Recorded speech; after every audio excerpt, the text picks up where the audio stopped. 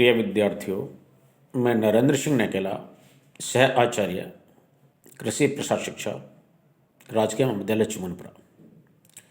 आज हम BSc जी honours part first में human values and ethics course में सफलता चैप्टर के बारे में चर्चा करेंगे। जीवन में सफल कैसे बना जाए, जीवन में सफलता का रहस्य क्या है, इस बारे में मैं प्रमुख रूप से अपने भारतीय मनीषी स्वामी रामतीर्थ द्वारा जापान की राजधानी टोक्यो में दिए गए उनके महत्वपूर्ण व्याख्यान सफलता का रहस्य के बारे में प्रमुख रूप से चर्चा करना प्रासंगिक समझूंगा। स्वामी रामतीर्थ ने जापान की राजधानी टोक्यो में जीवन में सफल होने के रहस्य के कुछ प्रमुख सिद्धांत उद्धृत किए थे। उनको ही मैं यहाँ आपके सम्मुख प्रस्तुत करना चाहूँगा। सर्वप्रथम उन्होंने बताया कि जीवन में सफलता प्राप्त करने के लिए पहला सिद्धांत है निरंतर कार्य।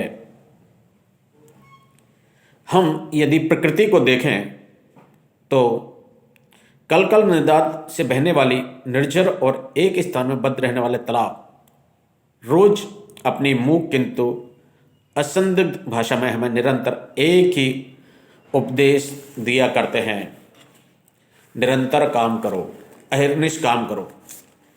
प्रकाश हमें देखने की शक्ति प्रदान करता है। प्रकाश ही प्राणी मात्र का प्राण और मुख्य जीवन धारा है। आओ देखें स्वयं प्रकाश के द्वारा इस प्रश्न पर क्या प्रकाश पड़ता है। राम उदाहरण के लिए एक लैंप साधारण दीपक को ही लेगा। दीपक की चमक और प्रकाश का अंतरंग रहस्य क्या है?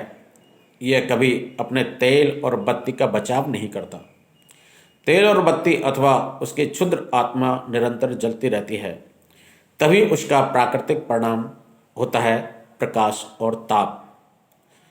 लो लैंप का संदेश हो चुका, अपने का बचाव करो और तुम्हारा सर्वनाश हो जाएगा। यदि तुम अपने शरीर के लिए सुख और विश्राम चाहते हो, यदि अपना सारा समय भोग विलास और इंद्रिय सुखों में गवाते रहते हो, तो तुम्हारे लिए उत्थान की कोई आशा नहीं है। दूसरे शब्दों में इसका अर्थ हुआ कि अकर्मण्यता मृत्यु रूप है। केवल काम और क्रिया ही हमारा जीवन और प्राण है। एक ओर सीमाबद्ध सरोवर है और दूसरी ओर बहती हुई सरिता। दोनों की तुलना करो। बहती हुई नदी का जल स्वच्छ, तरोताजा, निर्मल, पीने योग्य और चित्त को आकर्षित करने वाला होता है। इसके विपरीत सीमाबद्ध तालाब का जल कितना गंदा, बदबूदार, मैला और चिपचिपाने वाला होता है। यदि तुम सफलता चाहते हो तो कार्य का मार्ग सरता की निरंतर गति का अनुसरण करो। जो मनुष्य अपने तेल और बत्ती का व्यय न करेगा, अब तो उसकी रक्षा में ही अपना सारा समय लगा देगा, उसके लिए आशा का कोई मार्ग नहीं है। नदी की नीति को ग्रहण करो, जो सदा आगे ही बढ़ती रहती है, जो सदैव अपने आप को परिस्थितियों के अनुकूल बनाते हुए अपना व्यवहार बढ़ाती जाती है। गति ही उसका जीवन है। कार्य, निरंतर कार्य, अटूट कार्य ही सफलता का पहला सिद्धांत है। नित्य प्रति उत्तम से सर्वोत्तम बनते जाओ। यदि तुम इस सिद्धांत का अवलंबन करो, तब तुम्हारे लिए बड़ा बनना उतना ही आसान होगा जितना छोटा रह जाना। सफलता का दूसरा सिद्धांत है आत्मत्याग। प्रत्येक व्यक्ति सफेद श्वेत वस्तुओं को प्यार करता है। आओ देखें श्वेत वस्तुएं क्यों कर मनुष्य मात्र की प्रेम पात्र बन जाती हैं। हमें श्वेत की इस सफलता का पता लगाना होगा। काली चीज़ों से सभी लोग घृणा करते हैं, उन्हें तुच्छ समझते हैं, फेंक देते हैं। यह एक तथ्य है, हमें उसके कारण की खोज करनी होगी।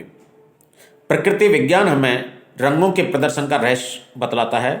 वास्तव में लाल रंग लाल नहीं है, हरा हरा नहीं है, काला काला नहीं है। वस्तुतः जैसा हम देखते हैं वैसा नहीं है। गुलाब के लाल पुष्प में वह लालिमा कहाँ से आती है? वह स्वयं उसकी फेंकी हुई चीज है। सूर्य की किरणों की ओर सब रंग तो उसने अपने अंतर में पचा लिए हैं। किसी को गुलाब द्वारा पचाए हुए इन रंगों का पता नहीं चलता। हरा पत्ता प्रकाश के अन्य सब रंग अपने में आत्मसात कर लेता है और केवल उस एक हरे ताजे रंग के द्वारा प्रकट होता है, जिसे वह अपने भीतर लेने से इनकार करता है और बाहर फेंक देता है। काली वस्तुओं का स्वभाव होता है कि वे प्रकाश के सारे रंगों को खा लेती हैं और प्रकाश का नामो निशान भी बाकी नहीं छोड़ती। उनमें आत्मत्याग की भावना नहीं रहती, उदारता रंच मात्र भी नहीं होती। वे रश्मि की एक रेखा भी नहीं त्याग सकते। अपने हिस्से में उन्हें जो भी सूर्य रश्मि मिलती है वे सब का सब खा जाती हैं। प्रकृति हमें आदेश देती है कि इसी प्रकार वह मनुष्य जो अपने में से रत्ती भर अपने पड़ोसियों को, प्रेमी जनों को, रिश्तेदारों को नहीं देता, वह काले कोयले जैसा काला हो जाता है। श्वेत वस्तुओं के सद्गुण को ग्रहण करो और तुम सफल हुए बिना नहीं रह सकते। श्वेत से रामतीर्थ का प्राय है।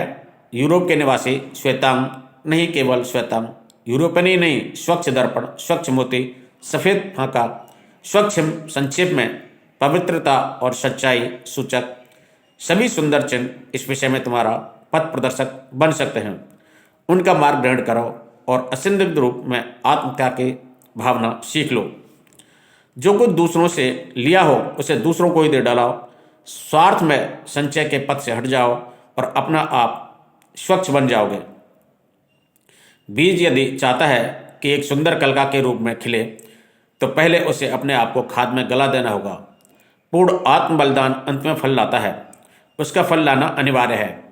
सभी शिक्षक और उपदेशक इस बात को मानने में नहीं हिचकेंगे कि हम जितना ही अधिक वितरण करते हैं उतना ही अधिक पाने के हम अधिकारी बनते जाते हैं। इसलिए दूसरा सिद्धांत है आत्मत्याग। जितना हम देते हैं उससे ज़्यादा कहीं हमें वापस लौट कर आता है। तीसरा सिद्धांत है आत्मविस्मृति। विद्यार्थियों को इस बात का पूर्ण अनुभव होगा कि जब वे अपनी साहित्यिक गोष्ठी में भाषण करते हैं तो जो ही मैं भाषण कर रहा हूँ उनके मन में जोर से प्रकट होता है, त्यों ही व्याख्यान फीका पड़ जाता है। काम करते हुए अपने क्षुद्र अहम को भूल जाओ। जो तुम स्वयं सोच विचार बन जाओ, निश्चय ही सफलता प्राप्त होगी। यदि कोई कार्य करते हो तो तुम कार्य रूप बन जाओ, सफलता अवश्य मिलेगी। मैं कब स्वतंत्र होऊंगा? जब मिट जाएगी मैं। दो भारतीय राजपूतों की कहानी है। वे एक बार अकबर के पास पहुंचे और नौकरी के लिए प्रार्थना की। अकबर ने उनकी योग्यता के बारे में पूछताछ की। उन्होंने कहा, हम शूरवीर हैं। अकबर ने आज्ञा दी, प्रमाण। दोनों ने तुरंत म्यान से अपनी तलवार खींच ली। क्षण भर में अकबर के दरबार में बिजली कौंध गई। तलवारों की चमक उनकी अंतरंग वीरता की सूचक थी। लो दूसरे ही क्षण बिजली के इन दोनों कौंधों ने दोनों के शरीर को एक कर दिया। दोनों ने अपनी तलवार एक दूसरे के सीने में चुभा दी। नहीं, दोनों ने उन्हें एक दूसरे की छाती में ऐसी धीरता से घुसेड़ दिया जो संसार में बहुत कम देखी जाती है। उनकी वीरता का प्रमाण प्राप्त हो गया। शरीर गिर पड़े, आत्मा एक हो गई। सबने उनकी वीरता की भूरी भूरी सराहना की। कहानी में हमें विशेष प्रयोजन नहीं। इस उन्नत युग में ऐसी शूरवीरता से हमारे हृदय में तो चोट पहुंच सकती है, किंतु हमें एक शिक्षा मिलती है। वह शिक्षा यह है, अपने क्षुद्र अहम का त्याग करो और सफलता तुम्हारे हाथ जोड़ेगी। अन्यथा सफलता प्राप्त होना दुर्लभ है। काम करते करते सफलता की इच्छा मर जाए और सफलता तुम्हारे सम्मुख खड़ी है, ऐसा सामान्यतः घटित होता है। चौथा सिद्धांत है प्रेम। प्रेम सफलता का एक महत्वपूर्ण सिद्धांत है। प्रेम करो और लोग तुमसे प्रेम करेंगे, बस यही लक्ष्य है। हाथ यदि जीवित रहना चाहता है तो उसे शरीर के अन्य अंगों से प्रेम करना होगा। यदि वह अपने को सबसे पृथक कर ले और सोचे कि मेरी कमाई से दूसरे अंग क्यों लाभ उठाएं, तो हाथ का काम हो चुका, उसका मरण अनिवार्य है। यदि हाथ अपनी स्वार्थवृत्ति पर डट जाए तो उसे मुंह में खान पान को रखने की क्या आवश्यकता है, जिसे वह केवल अपने परिश्रम के बल पर प्राप्त करता है। चाहे उसने उसे परिश्रम के कलम के द्वारा किया हो अथवा तलवार के द्वारा, उस स्थिति में उसे भोजन के उत्तम पदार्थ अपने चर्म में ही घुसा लेने चाहिए और तभी वह दूसरे अंगों की कमाई से वंचित रह सकता है। हाँ, यदि उसे अपना फुलाना ही अभीष्ट है तो वह यह किसी विषैली वस्तु से भी अपने को कटवा सकता है, किंतु सूजन हानि के सिवा लाभ नहीं पहुंचा सकती। सूजन की मोटाई स्वास्थ्य का लक्षण नहीं है। फूला हुआ हाथ एक न एक दिन अपने स्वार्थ के कारण अवश्य मर मिटेगा। हाथ केवल तभी फल फूल सकता है जब वह व्यवहारत है शरीर के अन्य अंगों के साथ अपनी वास्तविक आत्मीयता का अनुभव करे और अपनी भलाई को शरीर के अन्य अंगों की भलाई से, संपूर्ण शरीर की भलाई से किसी भी प्रकार पृथक न समझे। जिसे हम लोग सहायता कहते हैं, वही इस प्रेम का बाह्य रूपांतर है। तुमने सहयोग सहकारिता के लाभों के विषय में बहुत कुछ सुना होगा। तुम्हारे हृदय प्रेम से ही उसका जन्म हो, तुम्हें प्रेम रूप हो जाओ और तुम्हारी सफलता बनाई है। जो व्यापारी ग्राहकों के लाभ में अपना लाभ नहीं समझता वह सफल नहीं हो सकता। अपने फलने फूलने के लिए उसे अपने ग्राहकों से प्रेम करना होगा, उसे अपने संपूर्ण हृदय से उनकी भलाई पर ध्यान रखना होगा, तभी उसका व्यापार फला फूलेगा। इसलिए हम जितना प्रेम दूसरों से करते हैं, जितना दूसरों का भला सोचते हैं, उतना ही सफलता हमारे पास होती है। पांचवा सिद्धांत, प्रसन्नता। सफलता के संबंध में एक महत्वपूर्ण बात जो है वह है प्रसन्नता। आप प्रसन्न चित्त रहें। तुम्हारे हरे भरे चेहरे पर प्रसन्नता की मुस्कान देखकर सभी को बड़ी प्रसन्नता होती है। तुम हंसते हुए फूल हो, तुम मनुष्य जाति को मुस्कुराने वाली कलिका हो, तुम प्रसन्नता के अवतार हो और सभी चाहते हैं कि आप अपने जीवन के इस शुभ लक्षण को अपने इतिहास के अंत तक स्थिर रखें। अपने परिश्रम के फल के लिए कभी चिंतित मत हो, भविष्य की चिंता मत करो, भय को हृदय में स्थान मत दो। न सफलता की बात सोचो और न असफलता के। काम के लिए काम करो, कार्य स्वयं अपना पारितोषक है। भूतकाल के पीछे खिन्न मत हो, भविष्य की चिंता मत करो। वर्तमान में प्रत्यक्ष वर्तमान में कार्य करो, दिन रात काम करो। इस प्रकार की भावना तुम्हें प्रत्येक परिस्थिति में प्रसन्न रखेगी। एक सजीव बीज में फलने फूलने का गुण होता है। प्रेमपूर्ण सहानुभूति का अटल नियम है कि उस सजीव बीज को आवश्यकता अनुसार वायु, जल, पृथ्वी, आकाश आदि मिलना ही चाहिए। ठीक इसी भांति प्रसन्न चित्त कर्मयोगी को प्रत्येक भांति की सहायता का वचन प्रकृति ने पहले से ही दे रखा है। आगे का मार्ग अपने आप सूझ पड़ेगा यदि जितना ज्ञात है उतना तुम यथार्थ रूप से पार कर लेते हो। यदि अंधेरी रात में तुम्हें 20 मील यात्रा करने का अवसर प्राप्त हो और यदि हाथ का दीपक केवल 10 फुट तक ही प्रकाश फेंकता हो तो उस संपूर्ण अंधेरे मार्ग की चिंता से क्यों घबराते हो? तुम्हें तो अंधकार में एक पग भी नहीं धरना पड़ेगा। इसी प्रकार एक आदर्श और सच्चे कर्मयोगी को अपने पथ में कभी अव्यर्थ बाधा नहीं पड़ती। यह प्रकृति का एक अनिवार्य नियम है। फिर मनुष्य की घटना की चिंताओं से क्यों अपने हृदय में उल्लास को ठंडा करते हो? जिस मनुष्य को तैरना आओ, हम उस विचारधारा का निरीक्षण करें जिसके कारण हम भविष्य की ओर आंखें लगाए रहते हैं। इसका उदाहरण इस प्रकार हो सकता है कि मनुष्य स्वयं अपनी छाया को पकड़ना चाहता है। ऐसा उद्योग चाहे वह अनंत काल तक करता रहे, वह कदापि त्रिकाल में भी उसे पकड़ने में समर्थ नहीं हो सकता। पर यदि वह छाया से मुंह मोड़ ले और सूर्याभिमुख हो जाए तो लोग वह छाया उसके पीछे दौड़ना प्रारंभ कर देती। जिस क्षण तुम सफलता से मुंह मोड़ लेते हो, जो ही तुम फलादि की चिंता से मुक्त हो जाते हो और वर्तमान कर्तव्य पर अपनी सारी शक्ति केंद्रित कर देते हो, बस उसी क्षण सफलता तुमसे आ मिलती है। इसलिए हमेशा प्रसन्नता से निरंतर अपना कर्तव्य पथ पर आगे बढ़ते रहो। सफलता असफलता की चिंता छोड़ दो तो निश्चित रूप से ही सफलता आपको प्राप्त होगी। छठा सिद्धांत है निर्भीकता। आप एक निर्भीक इंसान बने किसी प्रकार के डर और भय से ग्रस्त ना हो तो सफलता निश्चित रूप से आपके पास होगी। आप प्रकृति में शेरों का निरीक्षण करें। एक निरपेक्ष दृष्टि से शत्रु परास्त किए जा सकते हैं। निर्भीकता के एक झड़प से विजय प्राप्त की जा सकती है। स्वामी रामतीर्थ ने हिमालय की सघन घाटियों में विचरण किया है। राम को शेर, चीते, भालू और अनेक विषैले जीव जंतुओं का सामना करना पड़ा, परंतु राम को कभी किसी ने हानि नहीं पहुंचाई। जंगली पशुओं पर सीधे उनकी आंखों पर भ्रू निरपेक्ष किया गया। दृष्टियां मिली, हिंसक पशुओं ने आंखें नीचे कर ली और बिना नुकसान पहुंचाए वापस चले गए। वे चुपचाप खिसक गए। यही तथ्य है, निर्भीक बनो और तुम्हें कोई हानि नहीं पहुंचा सकता। शायद तुमने कभी देखा हो कि कबूतर कैसे बिल्ली के सामने अपनी आंखें बंद कर लेता है और शायद अपने मन में सोचता है कि जैसे मैं बिल्ली को नहीं देखता हूँ, वैसे ही कबूतर बिल्ली के पेट में जा पड़ता है। निर्भीकता से चीता भी वश में किया जा सकता है और भयातुरता के सामने बिल्ली भी शेर बन जाती है।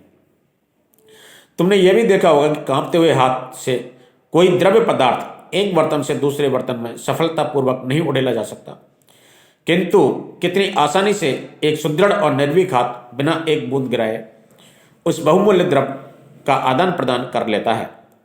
प्रकृति स्वयं बार बार उच्च स्वर में इसी निर्भीकता की शिक्षा देती है। एक बार एक पंजाबी सिपाही किसी जहाज पर एक भयानक रोग से आक्रांत हो गया और डॉक्टर ने उसे जहाज से नीचे फेंक देने का अंतिम दंड सुना दिया। डॉक्टर कभी कभी भयंकर दंड दे डालते हैं। सिपाही को इस बात का पता लग गया। साधारण प्राणी कभी कभी भयंकर दंड दे डालते हैं और जब सिपाही को इसका पता लगा तो साधारण शक्ति से उठा और एकदम निर्भीक हो गया। तुरंत सीधा डॉक्टर के पास पहुंचा और पिस्तौल तान कर बोला, मैं बीमार हूं। क्या मैं बीमार हूं? सच सच बोलो, नहीं तो मैं तुम्हें दूसरी दुनिया में पहुंचा देता हूं। डॉक्टर ने उसे तुरंत ही स्वस्थ होने का प्रमाण पत्र दे दिया। निराशा कमजोरी है, उससे बचो। निर्भीकता ही शक्ति पुंज है। इसलिए निर्भीक बनो, निडर बनो, निर्भय बनो और सफलता आपके पास होगी। सातवां सिद्धांत है आत्मनिर्भरता। सफल जीवन का नैसर्गिक, अंतिम किंतु अत्यंत महत्वपूर्ण सिद्धांत। एक प्रकार से सफलता का प्राण सफलता की मुख्य कुंजी है आत्मनिर्भरता और आत्मविश्वास। यदि स्वामी रामतीर्थ से एक शब्द में राम का संपूर्ण दर्शन साथ भर देने का आग्रह किया जाए तो राम यही कहेगा, वह है आत्मविश्वास, आत्मज्ञान। ये मनुष्यों, देखो, सुनो और अपने आप को पहचानो। सत्य अक्षरशः सत्य है और जब तुम स्वयं आप अपनी सहायता करते हो तो ईश्वर तुम्हारी सहायता करता है, नहीं वह तुम्हारी सहायता करने के लिए बाध्य है। यह बात भली भांति सिद्ध की जा सकती है। इस तथ्य का साक्षात्कार किया जा सकता है कि तुम्हारी आत्मा, वास्तविक आत्मा ईश्वर, सर्वसंपन्न ईश्वर है। यह एक वास्तविकता है, एक सत्य है। तुम स्वयं प्रयोग करके देख लो। निश्चय से, पूर्ण निश्चय से अपने ऊपर निर्भर करो और फिर जगत में तुम्हें कुछ भी दुर्लभ नहीं, तुम्हारे लिए संसार में कुछ भी असंभव नहीं। जिस जंगल का राजा शेर है वह स्वयं अपने ऊपर निर्भर रहता है।